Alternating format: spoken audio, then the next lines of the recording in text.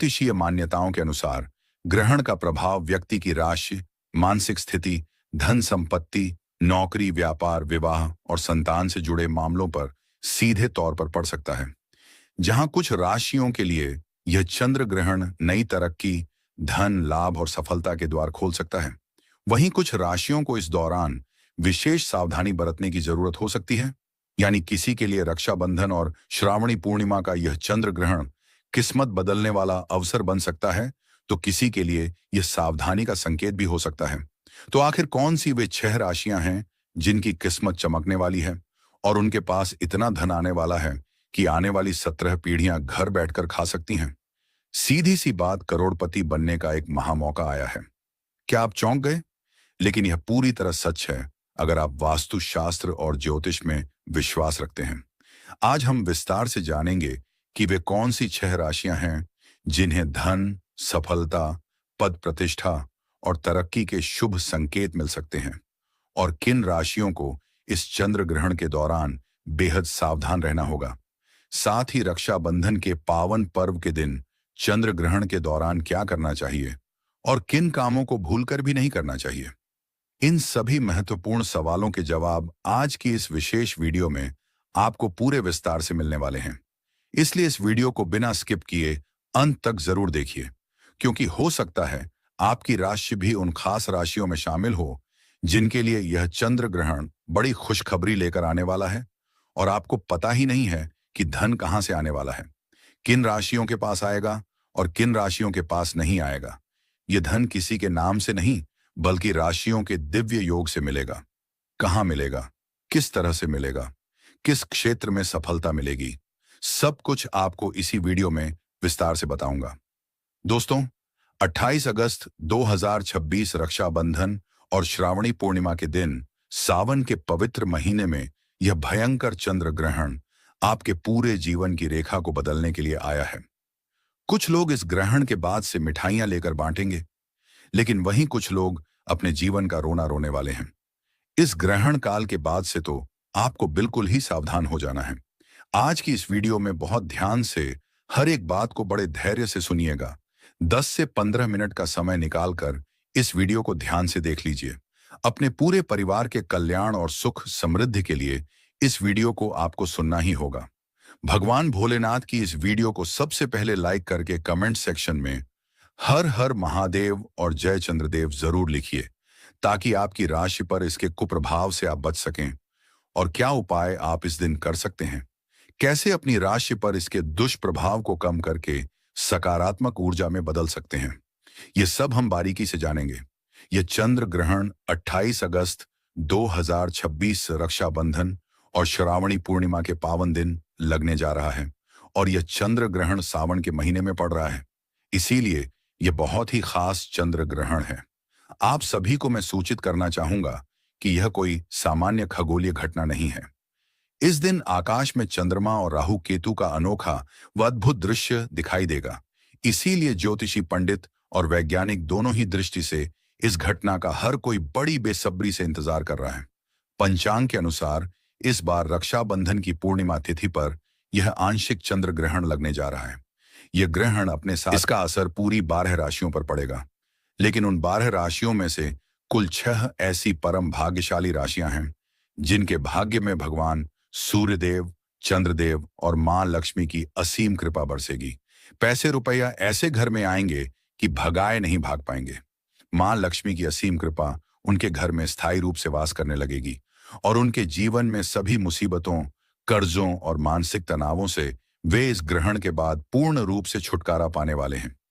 भगवान भोलेनाथ की कृपा से उनका मुख और भाग्य दोनों सूर्य की तरह चमकने वाला है। ऐसे में इन 6 राशि वालों के करियर और व्यवसाय में बहुत ही बड़ी उन्नति देखने को मिल रही है। उनके घर में धन धान्य की वृद्धि होगी, भाग्य में मजबूती आएगी, और अगर कोई कोर्ट कचहरी का पुराना चक्कर चल रहा है तो सारे मामले अब आपके पक्ष में सुलझने वाले हैं। आने वाला समय इन राशियों के लिए असीम खुशियां और अपार सफलता लेकर आया है। साथ ही इस वीडियो को लाइक करने में बिल्कुल भी कंजूसी मत कीजिएगा। श्री शिवाय टीवी चैनल को अभी सब्सक्राइब कर दीजिए, ताकि आने वाली जो भी धार्मिक और ज्योतिषीय जानकारी आपके जीवन के लिए उपयोगी है, वह सबसे पहले आपके पास पहुंचे। और अपने दोस्तों व रिश्तेदारों के साथ भी इसे शेयर कीजिए ताकि वे भी इस जानकारी का पूरा लाभ उठाकर अपने दुखों को दूर कर सकें। तो चलिए शुरू करते हैं। कौन सी हैं वे 6 भाग्यशाली राशियां जिनका भाग्य अब प्रबल होने वाला है? जैसा कि आप सभी लोगों को पता है कि हमारे हिंदू धर्म में काफी सारे देवी देवताओं की मान्यता है, लेकिन सबसे बड़ा नाम भगवान भोलेनाथ का आता है, जो चंद्रमा को अपने मस्तक पर धारण करते हैं, और हनुमान जी, जो शिव जी के ही 11वें रुद्र अवतार हैं। उन्होंने सूर्य को अपने मुख में ले लिया था। ऐसे में जब चंद्रमा पर ग्रहण लगता है तो यह आप सभी की राशियों पर गहरा असर लेकर आता है, और भगवान शिव की कृपा से पूरा संसार संचालित हो रहा है। तो चलिए एक एक करके आप सभी की राशियां बताता हूं। एक बार फिर से याद दिला दूं कि अगर आपने अभी तक वीडियो को लाइक नहीं किया है तो कृपया करके लाइक कर दीजिए। पापों को दूर करके आपके पापों को काट सकता है और पुण्य की प्राप्ति करा सकता है। सबसे पहली भाग्यशाली राशि जो हमारे पास आ रही है वह है मेष राशि। जी हाँ दोस्तों, इस चंद्र ग्रहण के बाद से भगवान शिव और चंद्रदेव का पहला महा आशीर्वाद मेष राशि वालों को मिलने जा रहा है। बंद किस्मत का ताला अब खुलने वाला है। व्यापार हो या नौकरी, निश्चित रूप से बड़ा बदलाव होगा। इस चंद्र ग्रहण के बाद आप खुद नोटिस करके देखिएगा कि आपका रुका हुआ व्यापार अचानक दौड़ पड़ेगा। नौकरी कर रहे हैं तो पदोन्नति यानी प्रमोशन और सैलरी में बढ़ोतरी की बहुत बड़ी गुड न्यूज मिलने वाली है। आपके जो दुश्मन अब तक आपके खिलाफ साजिश रच रहे थे, वे आपसे हाथ मिलाना चाहेंगे और दोस्ती का हाथ बढ़ाएंगे।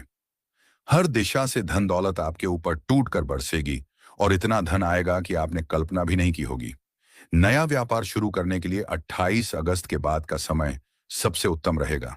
समाज में मान सम्मान और प्रतिष्ठा बढ़ेगी। मेष राशि वालों के लिए यह चंद्र ग्रहण पूरी तरह से बल्ले बल्ले करवाने आया है। इस ग्रहण के बाद से प्रत्येक सोमवार को भगवान भोलेनाथ के मंदिर जाकर एक लोटा गंगा जल और दूध शिवलिंग पर अर्पित करें। दूसरी अद्भुत राशि है मिथुन राशि। मिथुन राशि के जातकों की अब मनचाही सरकारी या प्राइवेट नौकरी लगने वाली है। ज्वाइनिंग लेटर आने वाला है। पुरानी नौकरी में प्रमोशन और मनचाहा ट्रांसफर मिलेगा। अटका हुआ पैसा और सालों से रुका हुआ काम अब बिना किसी बाधा के पूरा होगा। दुर्भाग्य आपको छोड़कर चला जाएगा और नवग्रहों का ऐसा दिव्य साथ मिलेगा कि राहु केतु की अशुभ दशा अनुकूल हो जाएगी। उधारी का फंसा हुआ पैसा खुद चलकर वापस आएगा। नया वाहन या प्रॉपर्टी खरीदने के जबरदस्त योग बन रहे हैं। मिथुन राशि वाले प्रत्येक सोमवार को किसी भूखी गाय को अपने हाथों से 9 ताजी रोटियां खिलाएं। तीसरी राशि है कन्या राशि। क्योंकि यह ग्रहण आपकी राशि के आसपास बड़ा प्रभाव डाल रहा है, इसलिए कन्या राशि के जातकों पर भगवान शिव की कृपा तो बरसेगी, लेकिन कुछ सावधानियां भी रखनी होंगी। गुप्त शत्रुओं से थोड़ा संभल कर रहें और आंख बंद करके किसी अनजान पर भरोसा न करें। रविवार और सोमवार को शिवलिंग पर जल चढ़ाएं तथा क्या हो गया है आज के समय में लोगों को कि यह सब छोटी छोटी चीजों का ध्यान नहीं रखते हैं, और फिर जब परेशानी आती है, फिर जब कष्ट आते हैं, फिर जब दुख आता है तो भगवान को कोसने लग जाते हैं, लेकिन पीछे मुड़कर अपनी गलती नहीं देखते। लेकिन भक्तों, देखिए, अगर आप जो गलती कर रहे हैं तो मैं आपको बता रहा हूं, तो आज से ही आप इन गलतियों में सुधार करने की कोशिश करें कि दीपक का मुख पूर्व या उत्तर दिशा की ओर रखें। इससे जीवन में धन, आरोग्य और सुख शांति आती है। इससे जीवन में मां लक्ष्मी की कृपा मिलती है। इससे जीवन धन्य हो जाता है।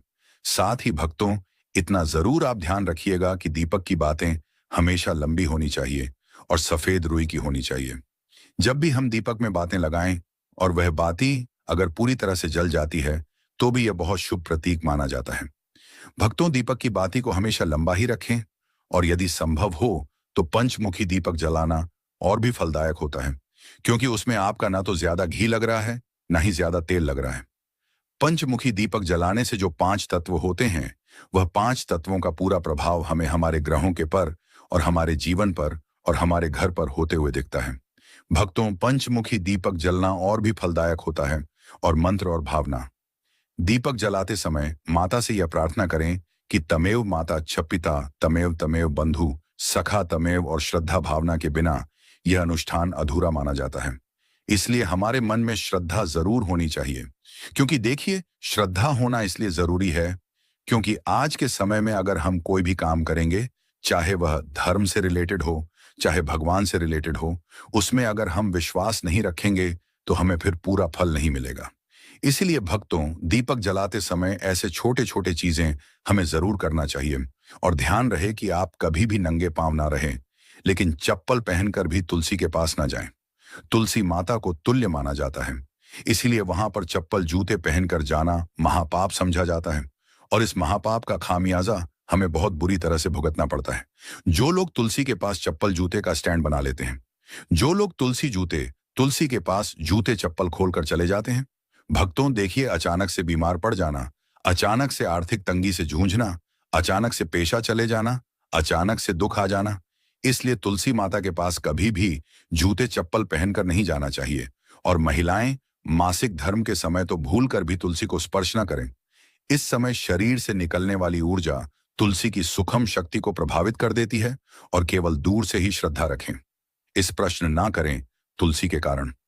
भक्तों देखिए, जीवन में बहुत सारी चीजें महत्व रखती हैं और यह गरुड़ पुराण में वर्जित बताया गया है कि तुलसी के पत्ते शाम के बाद कभी नहीं तोड़ने चाहिए। ऐसा करने से परिवार की समृद्धि में रुकावट आती है। हाथ गंदे हो तो दीपक ना जलाएं। में कहा गया है कि बिना स्नान और साफ हाथों से पूजा ना करें। इसलिए तुलसी पूजा से पहले हाथ पैर धोना जरूरी है। कई महिलाएं क्या करती हैं कि सुबह से शाम तक बैठी रहती हैं, सो जाती हैं, ये सब चीजें करती हैं और शाम को नहाती नहीं है तो कोई बात नहीं। देखिए, नहाना जरूरी नहीं है, लेकिन हाथों को पवित्र करना बहुत जरूरी है। ही करते हैं और पुराना यज्ञोपवीत त्याग कर नया ब्रह्मसूत्र धारण करते हैं। यह ब्रह्मसूत्र भी एक प्रकार का रक्षा कवच ही है, जो व्यक्ति को कुमार्ग पर जाने से रोकता है और सत्य, धर्म व तपस्या के मार्ग पर चलने की निरंतर प्रेरणा देता है। इसके साथ ही इस दिन सप्तऋषियों का तर्पण किया जाता है और अपने पितरों को जलांजलि देकर उनका आशीर्वाद प्राप्त किया जाता है, जिससे कुल परंपरा में वंश वृद्धि, ज्ञान और विद्या का अटूट प्रवाह बना रहता है। शास्त्रों में वर्णन आता है कि एकादशी से लेकर पूर्णिमा तक की यह साधना वास्तव में मनुष्य के चित्त को शुद्ध करने वाली और पापों का शमन करने वाली होती है। रक्षाबंधन के दिन प्रातः काल सूर्योदय से पूर्व ब्रह्म मुहूर्त में अपनी शैया का त्याग करें। अपने दोनों हाथों की हथेलियों के दर्शन करते हुए कराग्रे वस्ते लक्ष्मी, करमूले सरस्वती, कर मध्य तु गोविंद प्रभाते, कर दर्शनम मंत्र का स्मरण करें और पृथ्वी माता को प्रणाम करके उनका चरण स्पर्श करें। इसके उपरांत किसी पवित्र नदी में अथवा घर पर ही अपने स्नान के जल में थोड़ा सा गंगाजल, कुशा, दुर्वा और तिल मिलाकर स्नान करें। स्नान के पश्चात स्वच्छ, नए और सात्विक वस्त्र धारण करें।